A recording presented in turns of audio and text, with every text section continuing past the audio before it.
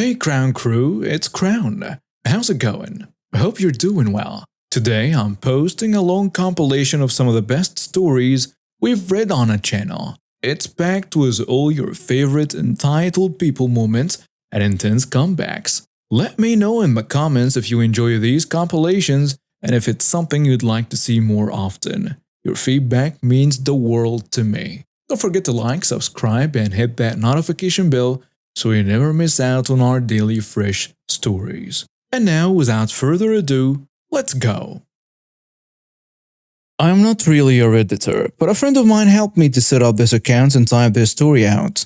I apologize for how long it is, but once you've read it, you can see how convoluted the HOA was in my area. I live in a neighborhood that an HOA was formed in over a decade ago. I was essentially raised by my grandparents because my own parents really did not want me, and just wanted my little sister, whom they repeatedly said was the one they did not regret. I was born from an accidental teen pregnancy, and my parents showed very little love for me. So from the age of 10, my grandparents raised me, and they left me their house when they passed away. I never married, just wasn't interested. But I'm a bit of a paranoid man with keeping supplies stocked. When COVID hit, I already had a generous supply of soap, sanitizer, toilet paper, paper towels, disinfectant, bottled water, canned food, medical supplies, and even whiskey. Still keep all that well stocked, but it was from years of buying that stuff little by little. I also have a generator and a generous supply of filled propane tanks for heat, and some insulated sleeping bags. I wish I had a wood stove too, but the house wasn't built with one. The HOA and I also did not get along.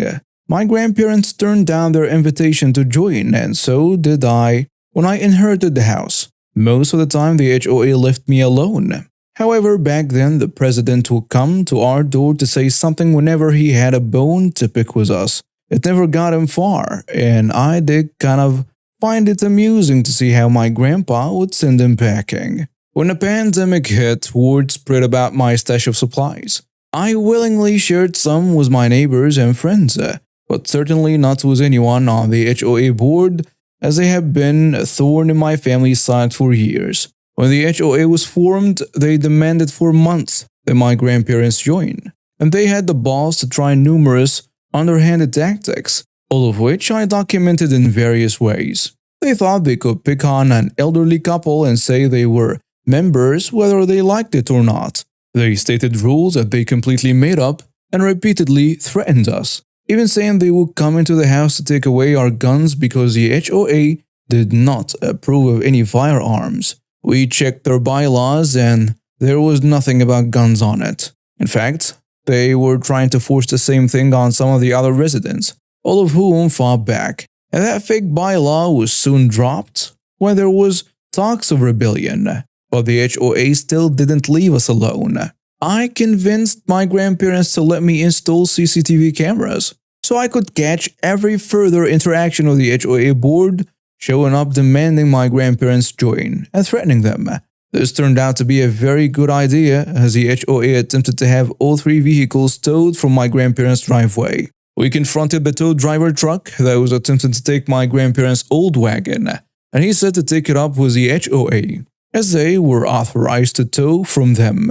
When we told him that our house was not a part of the HOA, the driver didn't care and took the car anyway. We called the police to get the car back, and the police had to talk to the HOA board, who were forced to admit being in the wrong as they were all sniveling cowards. The police then had some words with the tow company, and they brought the car back free of charge. The tow driver glared at us after he put the wagon back, and he never returned. Well, that incident was the final nail in the coffin, and my grandpa started a lawsuit against the HOA board for harassment, and when their lawyer saw my pile of evidence, he told them to just settle out of court. The HOA paid the court and lawyer fees, and my grandparents got a few grand on top of that. From then on, the HOA board stayed far away from us, but there was obvious animosity. They even tried to get our neighbors to shun us, which did not work out. When I inherited the house from my grandparents, The HOA already knew me well and didn't really bother to try and pull the same stunts of harassment they had before with my grandparents. But they did try once to emphatically suggest I join. But I told them to kick rocks and I'll leave them alone if they leave me alone. If not, they were free to answer to my 12 gauge and police. As I'm not the type of person to hesitate in defending myself or calling the cops so the HOA starts making trouble with me. I would also have no problem suing for harassment like my grandparents did. It was clear to them that leaving me alone for the moment was a better choice. So that was supposed to be the last time I had any trouble with them, at least until the incident a couple years later that I'm about to describe. As supplies became available again in late 2020, I replenished my stock. However, the 2021 January ice storm hit my area hard, and we were without power for over a week in the dead of the winter, and I was the only person in the neighborhood properly prepared for it. I had some neighbors with generators, but many of them ran out of gas to generate power within a few days. My generator wasn't enough to power my whole house. Just key things like my fridge, breather, microwave, and a few other necessities. I kept my house warm with propane. I had battery-powered lighting, plenty of books to read, portable DVD players, my laptop, and I had a large number of filled propane tanks in a variety of sizes at the ready to keep warm with. So I was okay. My neighbors not so much though. No one could drive anywhere. It was about minus 15 Fahrenheit degrees outside, if not colder. There was debris everywhere from fallen trees. The ground was covered in a sheet of very slippery ice that was on top of snow. And there were many fallen trees, some of which completely blocked the roads. My next-door neighbors, who are friends of mine, were having a very hard time keeping warm. At the time, they had a baby who was only a few months old at the time, and they were not prepared for the outage at all. And there was one more family across the street whose house had a tree fall on it. So I invited both families into my home.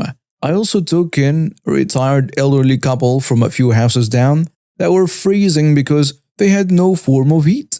All those people stayed with me for the duration of the outage. I invited the first family over right after the power went out because I knew they were not prepared. And the family whose house was damaged by a tree I brought over while the storm was still going on in the middle of the night. When the tree landed on their house, it took out an entire section of it and exposed the inside of the house to the elements. The father of the family came to me in a panic and I tied a rope to my Porsche and we made our way to his damaged house to get his family back to mine.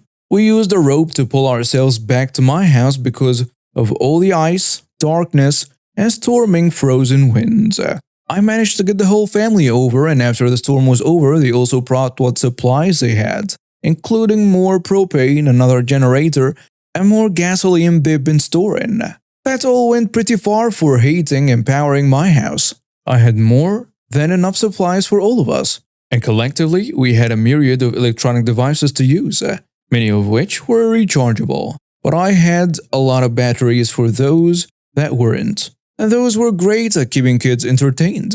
They also had handheld gaming devices of their own we were able to keep charged thanks to that generator. I wasn't used to living with other people since my grandparents died, but it felt good to help them out. Then there was the elderly couple down the street I referred to as George and Gracie that came to stay with me too. They were good friends of my grandparents, so I checked in on them and found they had no heat without electricity. They were sitting in a running car just to use a heater in that. George had just barely managed to chip off enough ice to get the car door open so they could sit in it. I brought them in and they sort of became like the temporary grandparents of the house and helped look after the kids. The HOA board, though, was somewhat aware of my supplies. They could easily see my house was thriving during the outage. So they came over in a group to talk to me on the second day of the outage. They had some idea of having everyone in the HOA board go stay in one building, and they wanted that building to be my house because I already had supplies and heat. I told them that I wasn't hosting their group in my home. I was already taking care of 2 families and an elderly couple not related to me, and that was enough. I got a lecture on being neighborly from them, but I just lectured them back that I had made my decision and to look for somewhere else to bundle up. And besides that, I clearly did not trust them for obvious reasons, and they were the last people in the neighborhood I'd let into my home.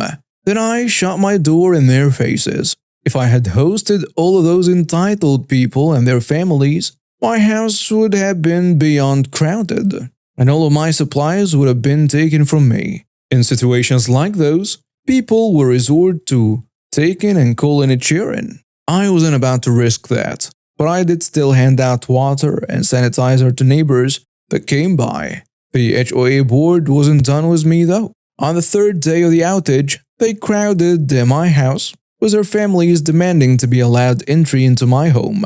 I told them that I had no room and to leave me alone.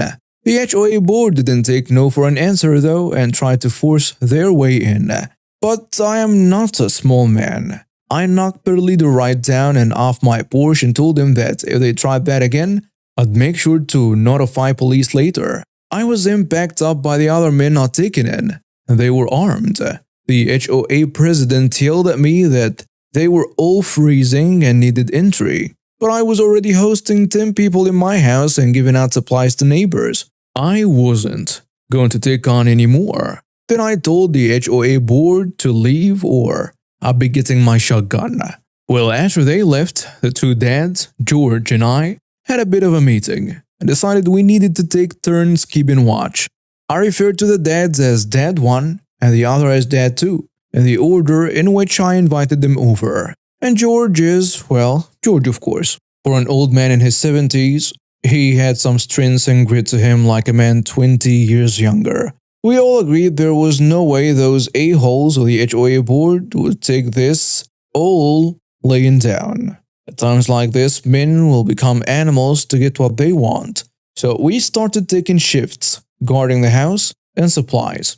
I slept on my couch with my 12 gauge next to me. And on that very night, I got woken up by Dad 2, who was currently on watch yelling for me. I came running into the garage to find Dad 2 against the garage door and holding it shut. He said there were people outside trying to force it open. It was right about that moment we heard a very loud gunshot. It turned out to be George at my back door. He grabbed his own shotgun that he brought from his house and fired it into the air outside when he caught two men in my backyard trying to get in through the door. Dad 1 woke up and came running out to help, and we all ran into the backyard. We found my side gates had been forced open. The old latch had been broken. We made our way out front from there and saw roughly 10 people trying to run across the road with weapons in hand, like bats, claw hammers, and crowbars. And they were repeatedly slipping and falling on the ice that covered the road. All of them were the HOA board members and the people related to them, like their teenage sons or brothers. We blinded them all with 1,000 lumen flashlights and ramped them up at the edge of the sidewalk. We had them all drop their weapons, and George mused we should break a few of their fingers just to scare them a bit more.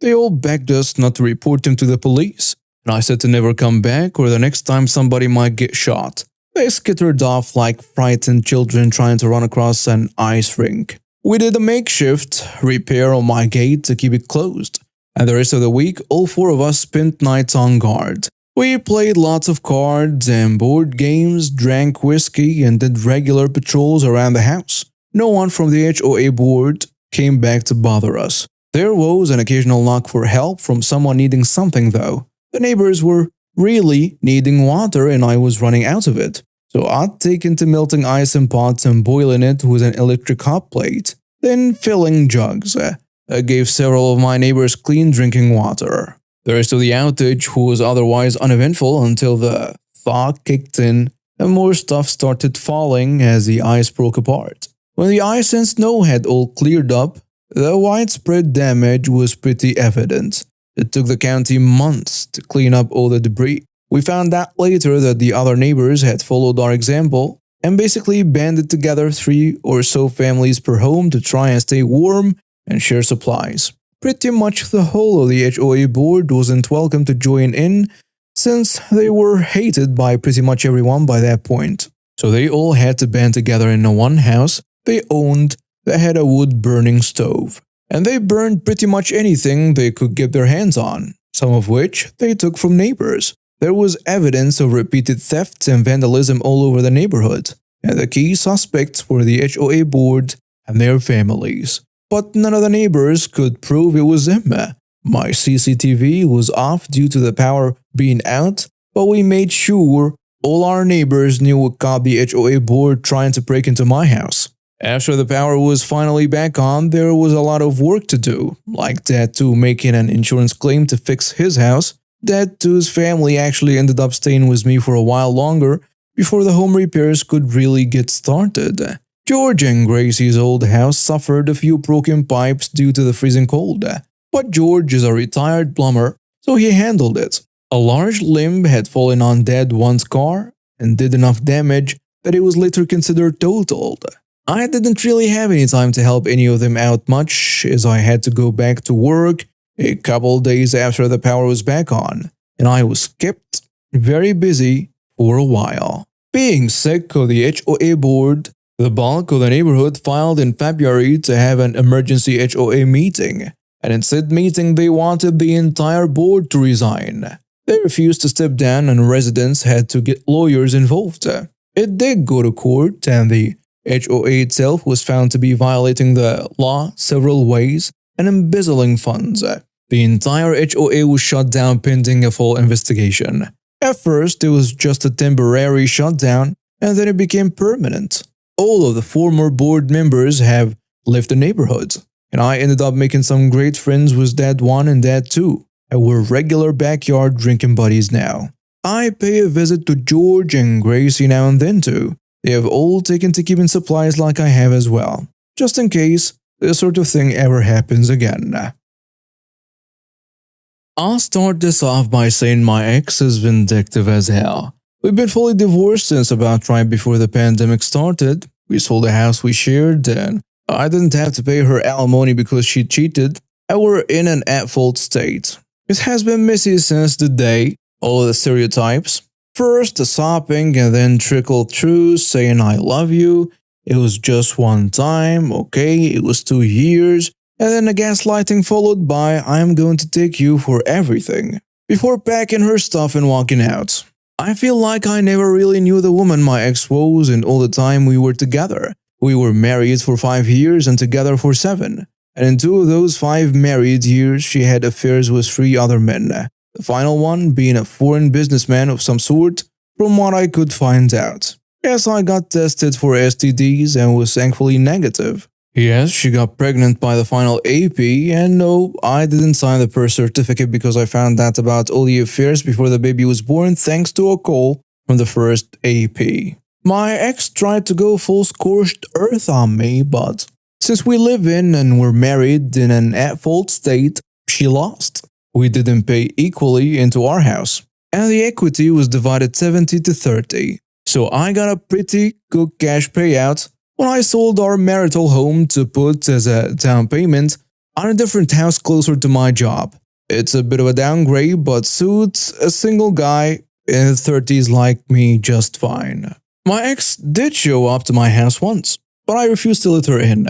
She witched at me that I'd financially ruined her in a divorce. I said that if she was fully willing to do that to me first, and the witch had the audacity to say it should have been my life screwed over and not hers. I laughed so hard and said it was karma. She yelled that she'd sue me for what was rightfully hers. I said if she was going to sue me, then to go ahead and sue me. It would end up the same way in court because she has nothing but a false sob story. She was a cheater and not me. I'm no angel, but I did not do anything to her, and she was the one who ruined our marriage. She then said she'd tell everyone she could that I abused her. I said I'd sue her for defamation if she did, and I was recording our interaction and had those words saved to my phone. She went wide-eyed and her jaw dropped, the look people are calling the surprised Pikachu face. Then I asked why she was there, if not to just try and make trouble.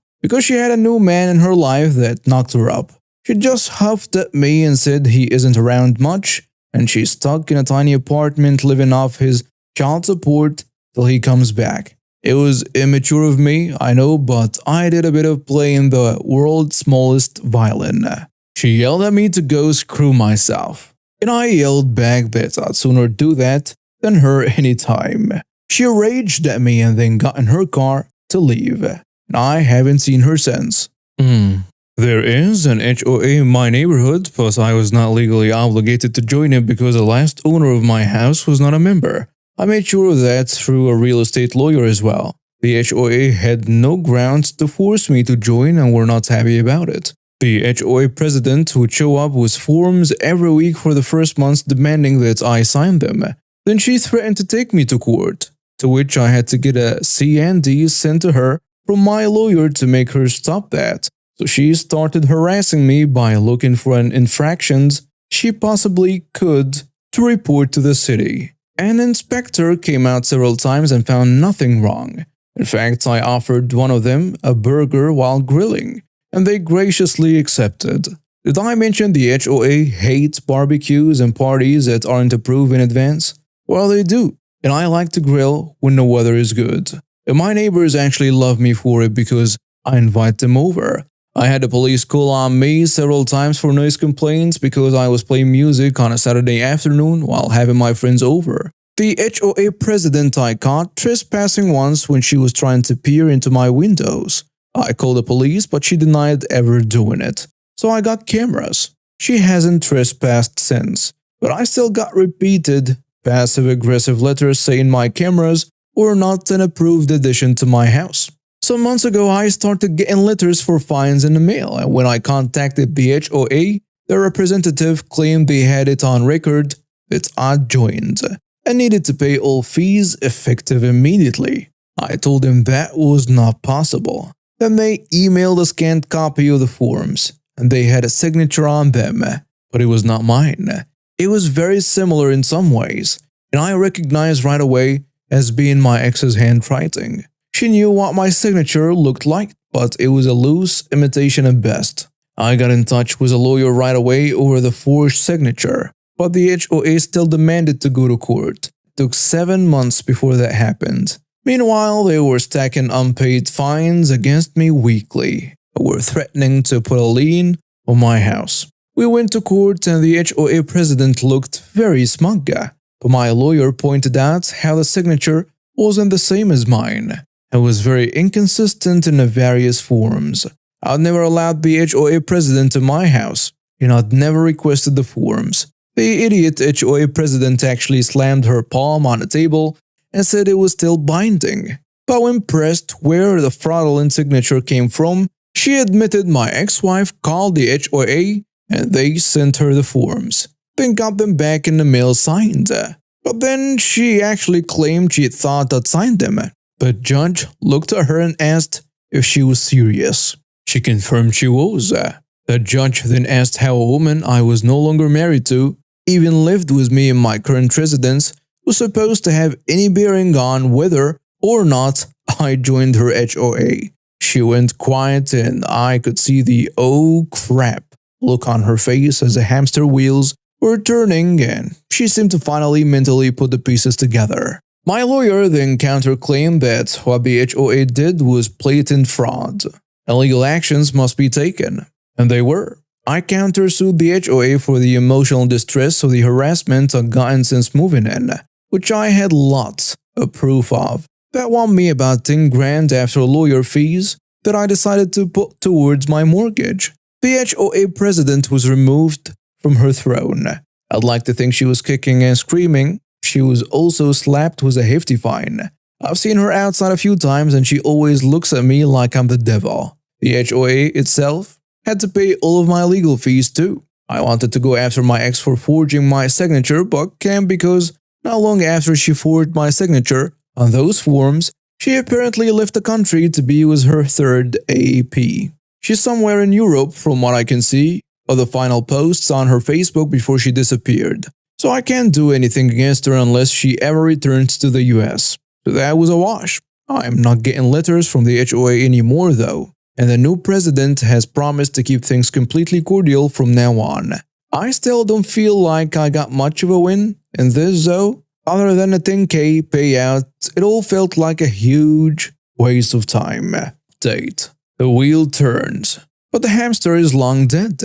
That's the best way to describe the stupidity of my ex-wife and her parents. My ex was dumb enough to come back to the US even though there were fraud charges waiting for her here. Since I posted some time ago about my ex-wife, I feel I owe it to everyone here to provide an update. So, to give a quick recap, I posted a couple of years ago about how my ex forged my signature on HOA forms to try and screw me over for divorcing her. And then she ran off to Europe to avoid charges before I had a chance to file them. Even her social media went dark, so I figured she'd left for good. However, her affair partner who'd knocked her up eventually kicked her and their kids out. Then they came back to the US after my ex begged her parents to buy them tickets home. I guess the AP just wanted her as a side piece that he could toss out like a used doll once he was done with her. I kinda don't blame him for kicking her out because she's evil, but at the same time he booted out his own kid too. If that's what he intended to do from the start, then he's just one of the worst kinds of people. The fraud case was obviously still open against my wife. The fraud case was obviously still open against my ex, and she got arrested not long after coming back into the country because her passport was flagged, and police were there to arrest her on landing. When I finally saw her in court, she looked very different. She put on weight, she couldn't dye her hair or cake her face and makeup anymore, and there was just this aura of defeat about her. Not long after she was arrested, her parents showed up at my house and pleaded with me to drop any charges I could, and then even had the audacity to ask me to take my ex back. Of course, I refused, but it was in one ear and out the other with him. I visited my ex at jail only once because her parents hounded me for weeks, and she put on the same kind of pitiful I love you, feel sorry for me act as when I first confronted her with evidence of her infidelity. I told her she couldn't be serious after the crap she pulled. She never loved me. She cheated on me with 3 men that I knew of, and possibly more. She got pregnant by another man and had no remorse about how she had destroyed our marriage. Then she maliciously tried to defame me, and she illegally signed me up for an HOA by forging my signature.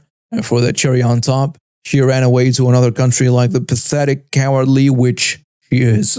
And she somehow hoped I would take her back after all of that.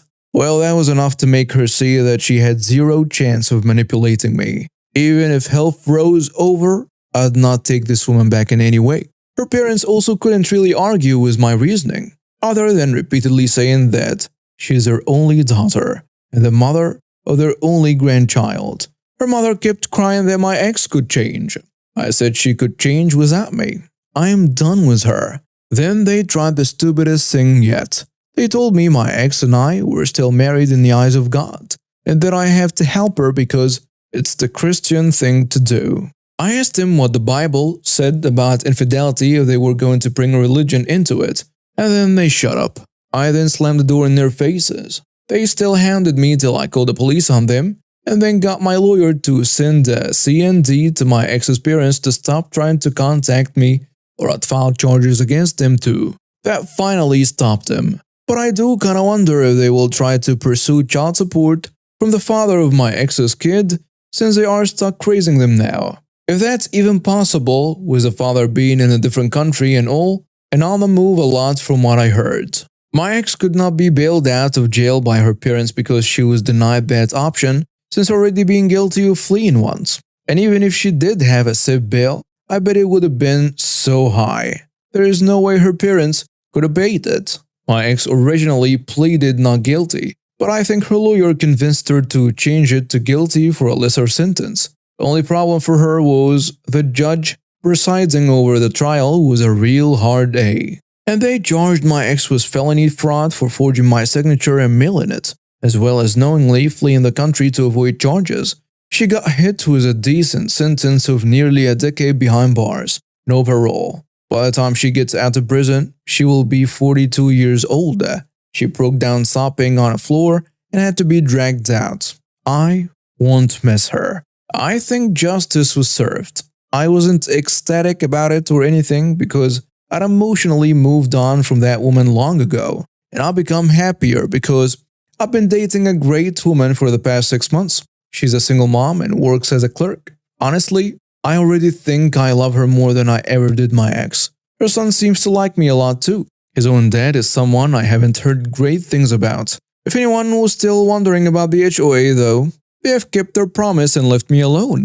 But I've heard that behind closed doors, the old boards that were all inevitably replaced hate my guts because I basically started their downfall. Yes, the entire board was eventually replaced, and the new board is running things far better now. Fines nearly stopped, monthly dues were lowered, several rules were removed from the CCNRs, and the street has been a happier place for a year now. I worked as a shift night manager at a local chain pizzeria for some time in my college years. I was hired by Owen, the franchise owner. My store GM was Jay, but he spent most of his time at our new store. There were two other managers, Amy, who was day shift manager, and Bill, who was not officially a manager but worked on Amy in my days off as a shift manager. This store was probably the most crime-ridden place I'd ever worked. They actually had a second drawer just for the case you got robbed. My first solo night, my driver was stabbed during a robbery while getting into his car. Sometime during my first months, the store both got robbed and was broken into. Now, we were only a few blocks from the county jail and the sheriff's office, state police post, EMS garage, and right across the street from a firehouse. But that did not seem to discourage those looking for a quick buck. So shortly after the store got robbed, I found an old urn-style coffee maker in storage and got an idea.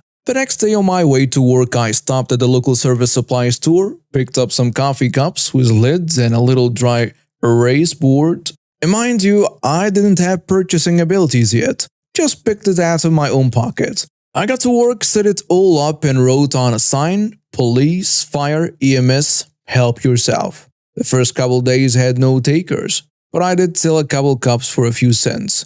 It might have been a week when someone broke into one of the other businesses in a strip mall. Of course, the officers came in asking if we'd seen anything, then helped themselves to a cup of coffee. From then on, we almost always had at least one officer either in a store or parked in the lots out front. And suddenly, we no longer had a bunch of crime at the store. Not only that, but they were coming in, ordering food, sales across the board shot up, and it was a win-win in my book. Amy and Belle have both adopted the free coffee policy, and we all took turns restocking the coffee supply since Jay barely added anything extra to the automatic order as it was.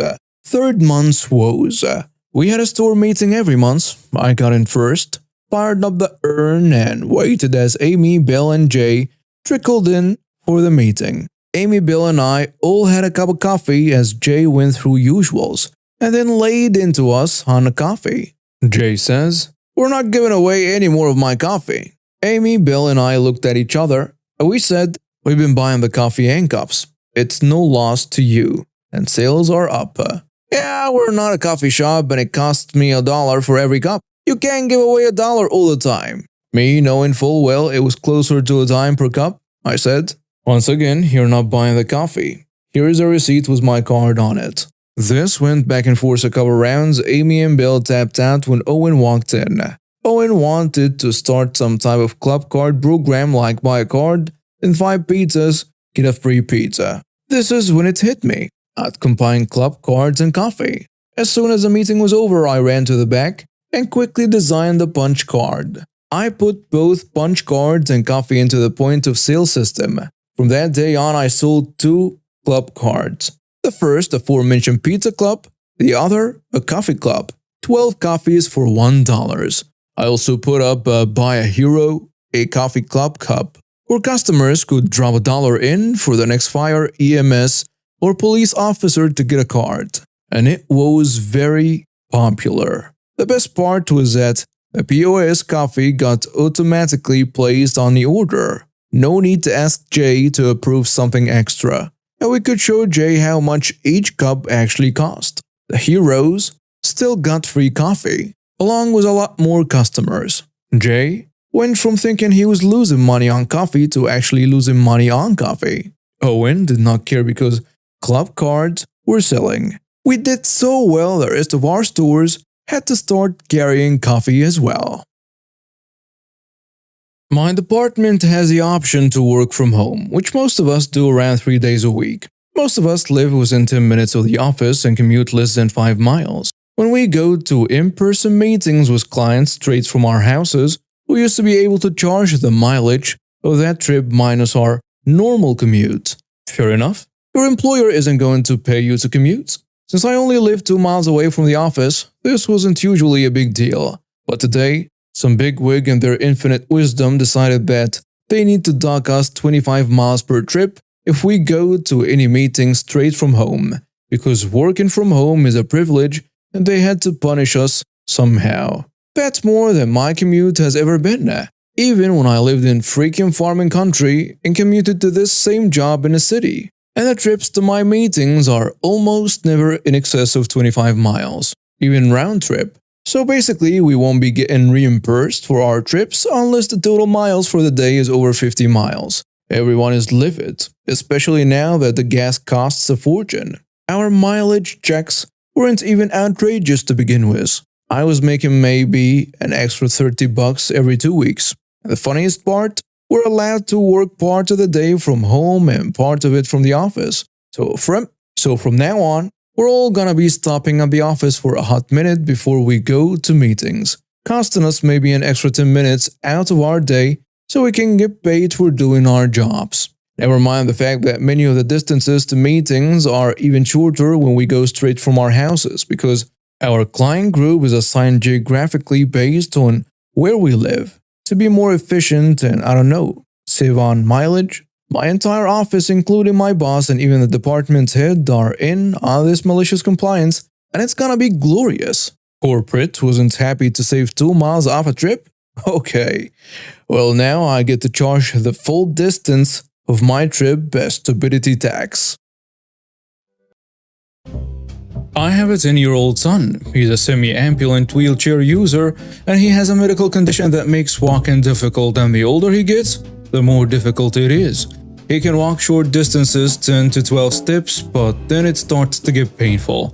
So he uses a scoop board. Think square skateboard with caster wheels on each corner. He uses it to get around the house and a wheelchair out of the house. He does need his chair, even though he can stand and walk, and he's very independent. Nothing is holding him back.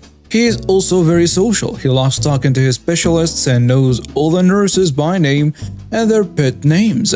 He's also well known in our local area and the employees in the shops all know him. He talks to everyone. Before I start this story, I should add that his wheelchair is not a standard hospital gray wheelchair.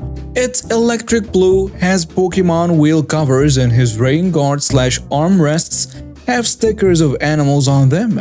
The armrests flip up so he has access to the wheels and they look like wings behind his chair. It's very much modified and personalized. It isn't a gray, stock standard chair. So today we had our monthly pediatrician appointment. We have been seeing the same pediatrician since birth, so he's likely a family friend now. A few days ago, luckily at night during a storm, a tree branch fell onto the building. It took out some windows and caused some water damage, and they have been doing some repair work. So his pediatrician's normal office was unusable and they had converted another space to use. This meant going up 5 steps. Our pediatrician is a late 30s, early 40s chill-out surfer dude with long hair. He came out to the waiting room and told my son about the room change and that he had to tackle some stairs today or he could have a piggyback ride. Of course, my son chose a piggyback with a giggle. After checking with me that it was okay, he scooped him up and off they went. So I parked his wheelchair out of the way against a wall in the waiting room, and I followed them in. After his appointment, my son was piggybacked out to the waiting room, and our pediatrician popped him on a chair and left to speak with a receptionist. I looked around and his wheelchair was gone. I walked around the corner of the waiting room and there was a child about 8-ish wheeling himself around in it. I know wheelchairs are a fascination to kids and I really didn't mind that he was having a wheel around in it. I find it helps with education and acceptance of kids with disabilities and how much harder life is sometimes, even if wheelchairs are fun. I walked over to him and asked him if he had fun wheeling himself around. The child said he had, and I told him it was my son's wheelchair and I needed it back now, so I could take my son home. He jumped straight out of the chair, smiled at me, and I said thanks and wheeled it towards my son. All was good until a screech happened. "What are you doing?" "That is my son's wheelchair. He was riding in that." "Actually, ma'am, it's my son's." She cut me off. "No, it isn't. My son saw it first." Well, at this point, my son stood up and walked a few steps towards me. He was getting concerned. I say, "This doesn't belong to the practice. I purchased it for my son. It is his." "No, he didn't. He doesn't even need a wheelchair. He can walk." And she turns the wheelchair towards her, but I hold on to the handles firmly. I told my son to go and sit back down as I saw this wasn't going to be a quick enough fix for him to keep standing. I tell her, "Please stop yelling at me. This is my son's wheelchair. I have hundreds of photos of him in it on my phone. See?" I opened the Photos app on my phone and showed her photos of him in the chair with a flywheel attached. "That is a different chair. This doesn't have the thing on the front of it." And she pulled the chair towards her again. Well, that thing is his bicycle hand crank attachment that allows him to go fast on the bike track like the other kids. It attaches here using these attachments. I point to the attachment. If you look at the chair in this picture, it has a Pokemon wheel covers just like this one, see? This is his chair. I pull the chair back towards me. "No, it isn't. Why can't you wait your turn? Give it back." At this point, the pediatrician comes back from speaking with a receptionist and the entitled mother tries to involve him in the discussion. He ignores her and silently takes the wheelchair from me, walks it around the entitled mother, scoops up my son and settles him in his chair. He turns to the entitled mother and says that this chair is my son's chair. It belongs to him and not to the practice. He tells her you can't have it, and we don't tolerate stealing. Also, the welfare of our existing patients is our focus. Your actions today are contrary to acceptable behavior in this practice. We have decided to not accept your family to the practice. Please leave." The entitled mother screamed, shouted at me about how I had cost her an appointment with my lies and how it wasn't fair. Our pediatrician just put both arms out to his sides. Think big stretching arms forming a T shape with his body. And he stood between her and us and repeated for her to leave. There will be no further discussion and she wouldn't be seen today or any other day. She huffed, grabbed her very embarrassed-looking child's hand and left. Our pediatrician was very apologetic, but honestly he couldn't have done a better job in dealing with the entitled mother. He reached over the counter, grabbed a lollipop and gave it to my son and told me there would be no out-of-pocket payment for us today and to just make an appointment for next month. He's an awesome pediatrician and a human being. We drove the hour and a bit home to our smallish town and stopped at the supermarket to grab some groceries. My son likes to zoom around the supermarket, getting items and bringing them back to me. Before zooming off again for the next thing on a list, he knows all the staff and they all talk to him, direct him to where he needs to find his item, and they talk about their pets with him because he's a huge animal lover. It is a social outing for him.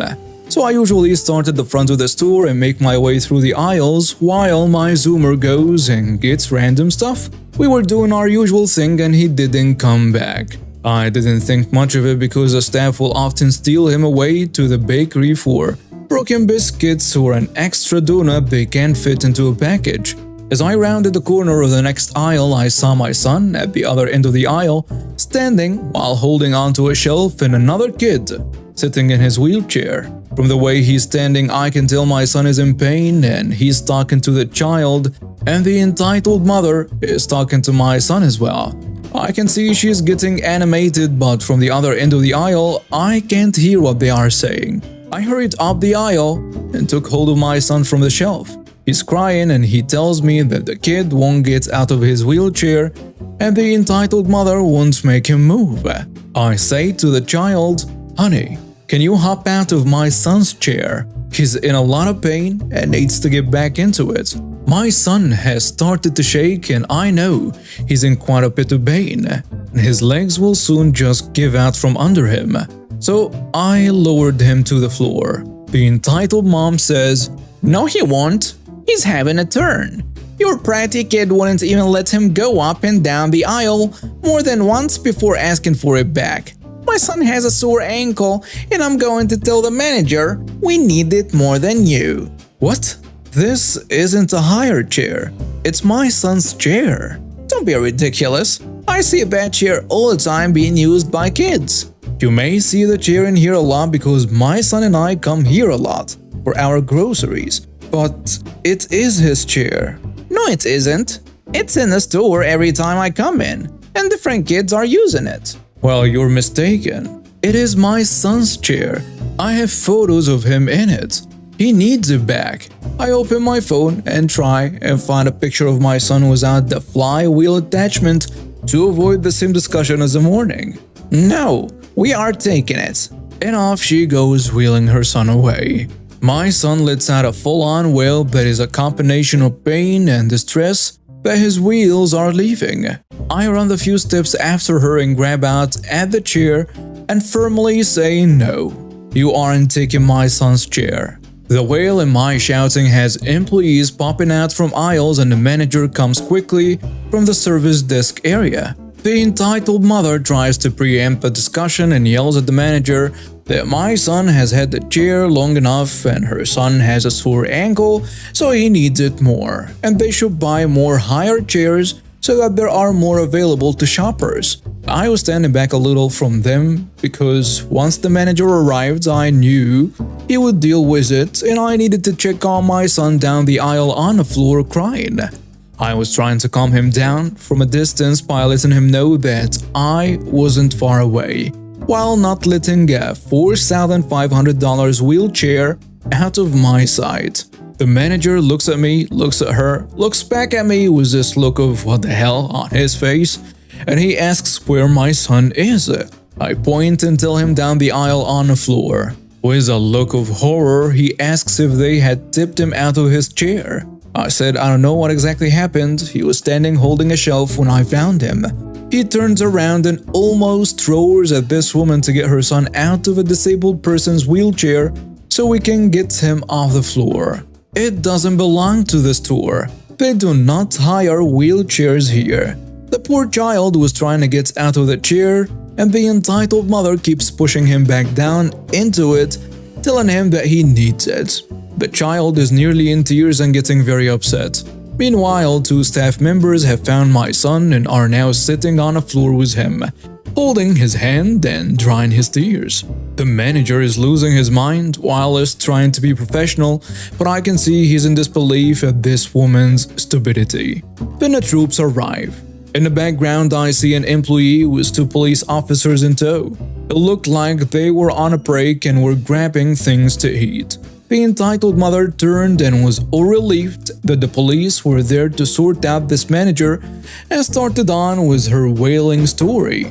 The policewoman shushed the entitled mother and spoke with the manager, who explained that my son and I were regular customers. He knew us and this was my son's wheelchair. But the entitled mother insisted it was a hired chair. My son was currently sitting on the floor in the next aisle, and the entitled mother wouldn't let her son get out of his chair and insisted he used it. The male officer walked forward and looked down the aisle at my son and nodded at his partner.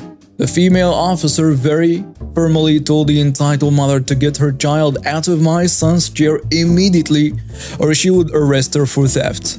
Her child tried again to get out of the chair and she pushed him back in again. The officer pulled the wheelchair back and asked the child to hop out, and he immediately did. The entitled mother wailed. The officer then turned the wheelchair around to the male officer who walked down the aisle with it. I don't know exactly what happened next as I was getting my son back into his chair and calming him down. The assistant manager took us back to the manager's office so we had a quiet space. She got my son some water so he could have pain medication, and in about 20 minutes he was fine. He told us that he had stood up and walked 2 steps forward to get something off a higher shelf, and the other child had jumped into his wheelchair and asked if he could ride it up the aisle and back. My son said sure, thinking that this kid would just go up and back and he could get back in, but the entitled mother wouldn't let that happen. He started to cry again, and I told him he was very kind to the little boy and to not let the entitled mother ruin his day. After a while, the manager came into the office and said that the woman had been arrested since she made a scene and was trying to slap the officers, and she was also banned from the store. He said she had been causing trouble in the store for a while with her cariness, and they were glad to see the back of her. He apologized profusely for what had happened. When we left his office, we found that our shopping was all bagged up and ready for us to go. They had taken my shopping list from the trolley, finished my shopping, checked it out at no charge and bagged it all up, ready for us. When we got home, there were a few extra treats in the bags for my son. About a year ago, I had an encounter that I will never forget. One that reminded me how crazy people can get over the latest gadgets. It all started when my cousin Tom and I decided to embark on an epic gaming marathon weekend. We were determined to make the most of our Friday and Saturday nights. Armed with the newly released Call of Duty Vanguard, little did we know how terrible that game would turn out to be, but that's a story for another time. We headed to our local bullseye, let's call it that, to stock up on snacks and drinks for our gaming binge. As we strolled through the store, I couldn't help but notice a gleaming treasure behind the glass in the electronics section. The last PS5 they had in stock. My heart raced with excitement. Tom, however, wasn't really interested, already having the new Xbox. I promptly sent Tom on a mission to fetch an employee while I stood there, envisioning all the PlayStation exclusive I'd be enjoying in the upcoming months. Everything went smoothly as I purchased the coveted PS5. I was on cloud 9, clutching the bag containing my overpriced prize. But little did I know that my joy was about to be interrupted. A woman, who we will call Susan, she wasn't quite up to Karen level entitlement, but she was close enough, approached us with a panicked "Excuse me?" The store employee asked if he could help, but Susan insisted she wanted to chat with me. I made it clear that I didn't work there, but Susan's voice, once sugary sweet, quickly turned sour. Susan demanded, "I see you have the last PS5 they have in stock. Were you going to buy that?" I replied with excitement. Actually, I already did. I'm so stoked to finally have one.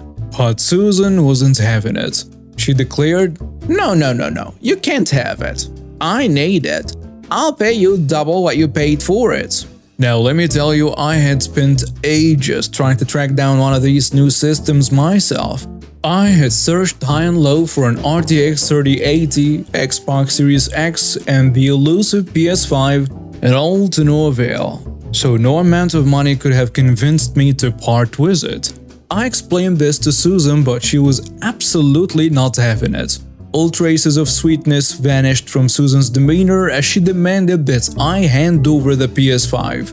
The store employee, seeing the escalating situation, warned Susan that if she continued to harass customers, he would have to ask her to leave. And Susan's response?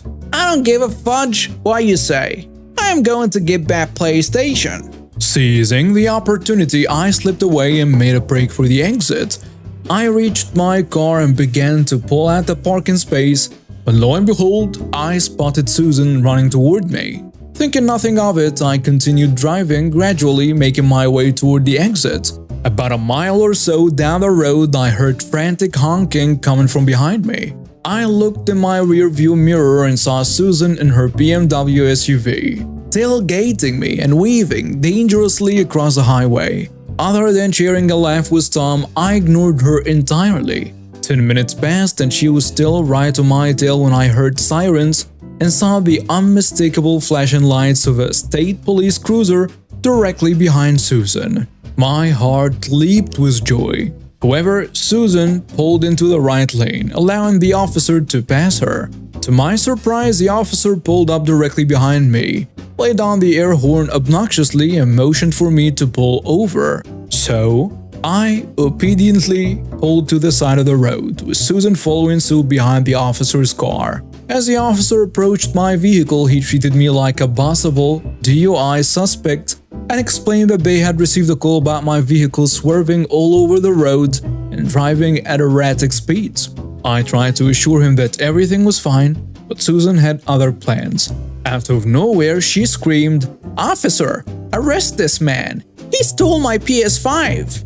I was dumbfounded, but I quickly explained to the officer that I had bought the PS5 at Bullseye, recounting the events that had transpired with Susan inside the store. The officer seemed extremely confused but requested that I prove that the PS5 was indeed mine and that I had paid for it. Susan immediately jumped in, stating that, "Absolutely not. He knows I bought it, and he grabbed it from me in the parking lot. Thank goodness you're here, officer." I knew that my card number would be on a receipt as I had worked in retail many years ago, so I confidently said, "Well, I also have the receipt if that helps." Susan, in her dim-witted glory, immediately claimed that I had stolen the receipt from her too. This is where I had a triumphant moment of clarity. I pointed out that all receipts display the last 4 digits of the card used for the purchase, as well as the first initial and last name of the card holder. Susan continued to insist, "Yeah, and my name is on it." With a sense of victory, I pulled out my driver's license, bank card, and receipt, handing them over to the officer. Everything matched perfectly. The officer thanked me and handed back my belongings, turning to face Susan. She, however, wasn't giving up without a fight. She screamed, "Well, aren't you going to arrest him for being drunk? He was all over the road." The officer took a moment, then pulled out his handcuffs and slapped them on Susan's wrist. She looked absolutely terrified as she asked what he was doing. The officer calmly explained that Susan was under arrest for making a false report, misuse of 911, and for violating the state's stalking laws. While I got to enjoy my hard-earned PS5, Susan faced the consequences of her actions. Her car was towed and she spent the entire weekend in lockup. When all was said and done, she pleaded guilty to making a false police report and harassment. I wasn't privy to the exact terms of her punishment, but she was placed on a 2-year probation and banned from setting foot in the local Bullseye until her probation was completed.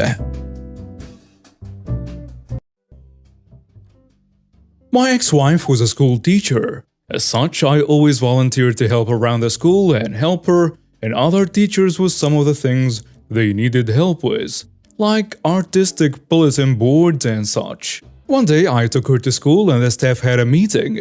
I was working on replacing the artwork in the bulletin board near the front to match the current seasons and events before I go to work. I had my visitor badge on and everything, and in comes this crazy lady with her kid.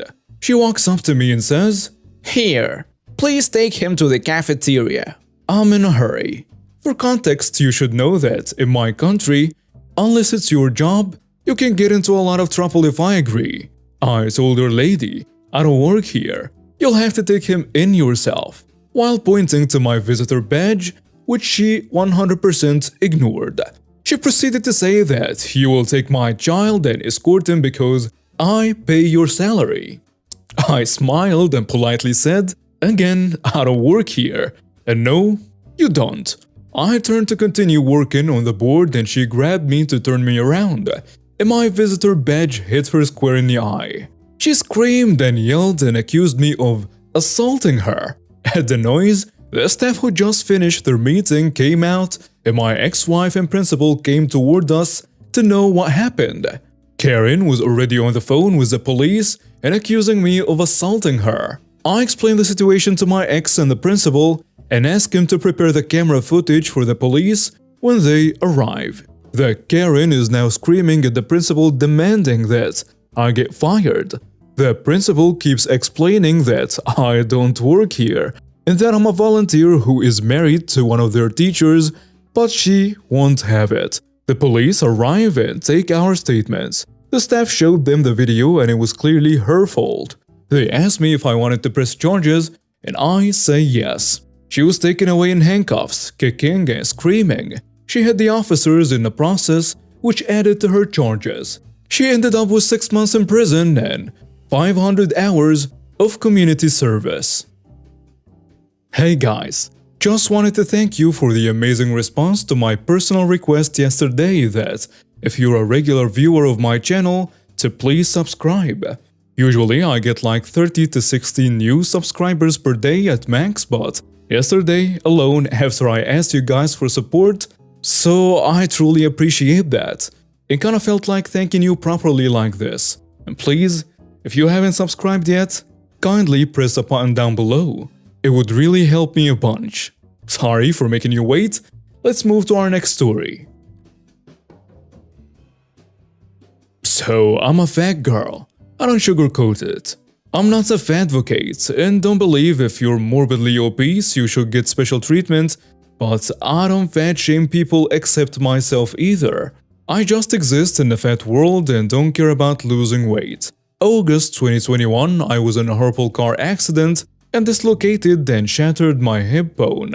I was wheelchair bound for 3 months and had crutches for 2 more. While being wheelchair bound, I had to use the electric wheelchairs for grocery shopping, and my siblings helped me a lot too. But I would always bring my home wheelchair just in case someone needed this wheelchair more. Sometimes I would give people who thought I was just fat and lazy because I didn't look injured unless I wore shorts. You could see the scars and stitches. So I understand. One day in September I was rolling around in a scooter and a lady came up to me. Here is the conversation. You know, being lazy like this will not only hurt you but other people too. And you should be letting the elderly use this. Oh, I apologize, but actually, you don't have some disorder that makes you this fat. My daughter is a nurse, she would know. Ma'am, I completely agree, but I don't care. I am elderly and need it more. I decided to just shut up and pull my pants down a little to show the stitches. You pervert! How dare you flash me? Ma'am, I'm broken. I was in a car accident. That's a lie. Children don't break hips. Those are fake. I was 21. 22 right now. Okay, ma'am, please just get lost. I start to roll away and she stands in front of me demanding the cart. I tell her to get lost again and she comes back around to the side to start pulling my arm. With this, it makes my hip start hurting pretty bad.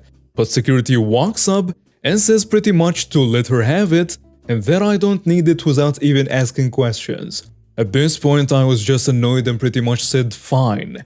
Just let me call my sister to bring my wheelchair. The security officer said that's fine, but I have to get out of the chair to wait.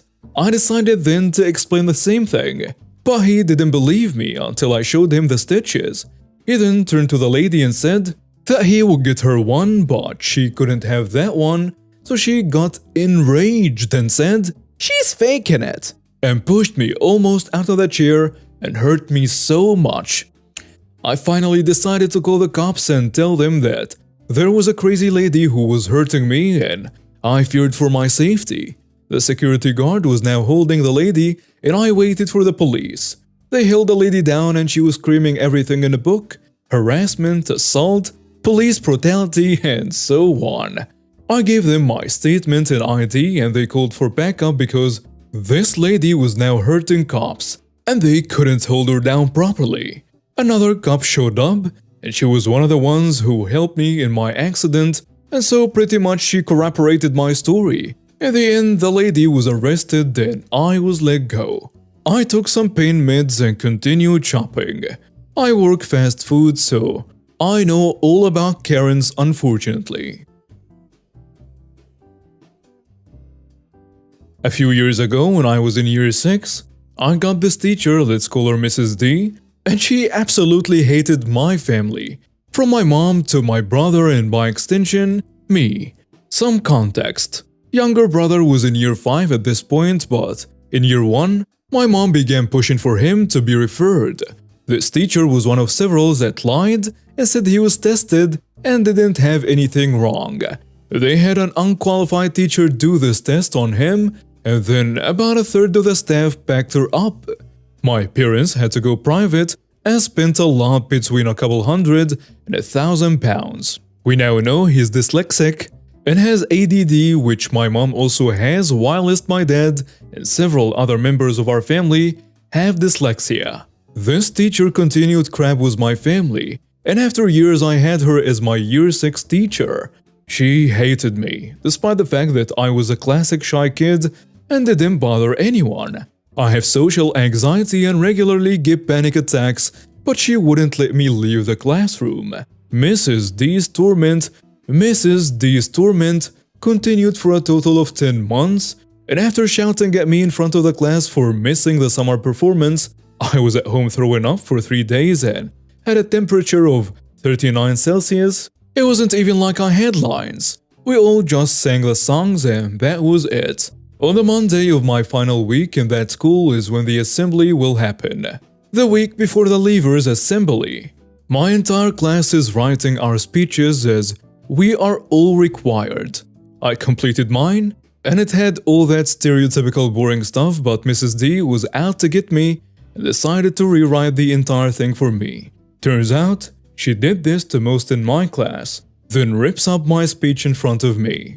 That Sunday night, my angry 11-year-old self wrote the most passive-aggressive speech in the history of speeches. I was out telling Mrs. D. I read it out to a room of my 30 classmates, all our parents and grandparents, plus a bunch of my old teachers and our head teacher. Everyone was filming and laughing then. At the back of the room, I saw the look of terror in her eyes. But I didn't stop and even showed the speech she wrote before ripping it up to shreds. At the end, I gave the reward to a classmate of mine before walking off the stage with the biggest smirk ever. Highlights include, thanks to Mrs. D, I now know that it's not what you know but who you know. She favored those with parents on the PTA. And I also said something about her judging my family yet being too busy with her phone to notice the fact that her kids were running across a road unsupervised, and 2 of them were nearly hit by a car when they suddenly run in front of a car. I was walking by and saw that. Another is, I'm very grateful for some people and have a lot of respect for those people like Mrs. G and Mrs. M. Luckily for her, Mrs. D doesn't have to be burdened with that kind of stress, or I'm sure everyone knows of the character. Mrs. Trunchbull, thanks to Mrs. D, I was able to experience her in person. There was more, but I couldn't think of anything off the top of my head because it was about 6 years ago. Afterwards, I had parents and some teachers come up to me and congratulate me on my speech. One of the best moments of my life to this day. Edit. Before you say anything rude, please think about what you're gonna post as you are saying it to 11-year-old me. Yes, I was kinda push and acted mature for my age because of a lot of bullying I dealt with. Edit 2. Since some people brought it up, I never saw her after year 6 until recently, as my younger sister went there and she hugged me. I think realization hit her hard back then. When I came to school the next day, I became a sort of a legend all week, and people from my primary school still bring it up. I never got in much trouble other than being told that I should have stuck to her speech for me. This story takes place in 2018. I was 1 year out of high school, living in a small Northern California town, known for wine and Creedence Clearwater Revival song. I was living with my girlfriend at the time. It was a bad relationship that I'm glad to be out of. The entitled parent of the story was her mom. Her sister was the entitled kid. And for the sake of privacy, let's just call them ex-girlfriend, entitled mom, and of course, the entitled kid. It was payday for the entitled mom's disability, so it was time to go grocery shopping. Me, my ex, the entitled mom, and the entitled kid all load into the car and head to the grocery store. When we got there, the entitled kid ran right for the electric cart for people with limited mobility. The entitled kid was 11 years old and perfectly capable of walking, but we ignored her because it wasn't worth the fight. The grocery shopping itself was pretty uneventful. The fireworks didn't start until we started to leave the store. Me and X did our own grocery shopping with our own money, and we took our stuff and went to go wait out in the car. Next thing we know, the entitled mother was texting us saying, "You need to get in here right now and back me up." We thought that she was in real trouble, so we ran back into the store. And to our absolute horror, the entitled mother was screaming at the top of her lungs, "How dare you yell at my daughter? She's only 11 years old." The employee she was yelling at was calmly trying to explain that she didn't yell at the kid. She simply told her to get off of the mobility scooter cart because they were made for the disabled and the elderly. And this is when the entitled kid chimes in. "She's lying. She yelled at me and called me stupid." There was absolutely no truth to this. The entitled kid was a pathological liar. She lied about everything all the time for no reason.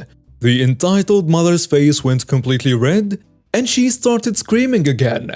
"My daughter is disabled. Her leg is broken, and how dare you call her stupid?" The entitled kid had actually broken her leg. 2 years prior to this interaction, she could walk just fine. Me and my ex never actually got to say anything. The entitled mother demanded that all of her groceries be put back and that she wouldn't be paying. She then demanded that me and my ex walk out with her and go back to the car. I said, "You guys go ahead. I'm gonna use a bathroom real quick." The entitled mother said, "Fine, but hurry up." As soon as everybody was out of earshot, I walked up to the employee she was screaming at, who was shaken up and on the verge of tears, and immediately started apologizing profusely. I was beyond embarrassed and offered to help put the groceries back. She thanked me but said that wouldn't be necessary. After I got back in the car, the entitled mother tried to tell us that we weren't allowed to shop there anymore, and that if she finds out we did, she would treat it as a betrayal to the family. And I had enough at this point. And I said, "You know, that was really embarrassing. You made a huge scene. Your kid was perfectly capable of walking but decided she wanted to play with electric cart. You can't just scream at people to get your way. You're setting your daughter up for failure and teaching her that she can just throw a tantrum to get her way." The entitled mother just sat there for a minute, her mouth agape. And when she finally spoke, she screamed, "Get out of my car!" And I said, "Fine by me. I don't want to be around you right now anyway." My ex started to get upset at this point and said, "Please just get back in the car and come home with us. Just swallow your pride and apologize." At this point in our relationship, she had already shown her true colors. She was an abusive, manipulative piece of garbage that I later found out cheated on me multiple times. I just looked at her and said, "Screw that. I'm sick of having to bottle up my feelings and be the first to apologize for everything. I'm going to my grandma's for a while. I just need to not be around you guys for a while." My grandma's house was literally 4 blocks away. I walked over there, hung out with my brother for a while. I told him what happened and he told me I needed to get out of that relationship and just move back home. This was advice that I wouldn't heed for another few months. Things got really dark in that relationship, and I'm glad it's over, and I will never have to see those people ever again. We had a volleyball tournament. For reference, I'm a middle blocker, 6'5" and a vert of 70 centimeters. The game starts and everything goes good. Eventually, the entitled dad's kid gets subbed in because his team wasn't scoring, and apparently he's a star player. I blocked every hit he went for and his dad started to get visibly angry. Started to shout at me and stuff as well. After the game ended, we won, and I blocked nearly every shot from this guy. The entitled dad came to me asking what my problem is and stuff like this. I said, "Sorry man, it's my job." He started laughing and then stomped on my shin. It's broken now, and I'm currently in hospital writing this story. And I was told that the dad should end up in jail. Also planning on suing for permanent damages. Doctor says I may not be able to play volleyball ever again. And I got a college offer. An update was a lot of hope. So it seems my friend was recording my volleyball match so I can reflect on what to improve on. It caught everything the guy did. So it seems my friend was recording my volleyball match so I can reflect on what to improve on. And he caught everything the guy did. My dad talked with his lawyer friends. And while I can make a post like this, no video is allowed to be published until after the case. I will post the video once a lawyer gives me the clear. In terms of suing, I'm able to sue him for everything I've lost because of this. And that since I had video proof, I will be able to easily press charges and will win the case. I appreciate all the love and support from you guys. I will keep updating you on how the case goes and make sure the lawyer proofreads everything to make sure it won't impact my case negatively. Thank you for everyone and keep tuned. I can't wait to publish this video. Another update. Even more good news. It's now business time and the lawyers have started work. They contacted police for footage and such, and were able to identify the man, currently processing the lawsuit. In Australia, I was told it's much quicker and easier. Thanks for your advice also guys. I have contacted the college which offered the scholarship and I'm now awaiting a reply from them. I will be bedridden for a while but I'm drinking my milk and eating healthy for a speedy recovery. My lawyer has informed me that publishing any videos online regarding the situation will be used against me in court. So I hope you guys can wait until after to see the brutal video. Thank you for watching and see you next time.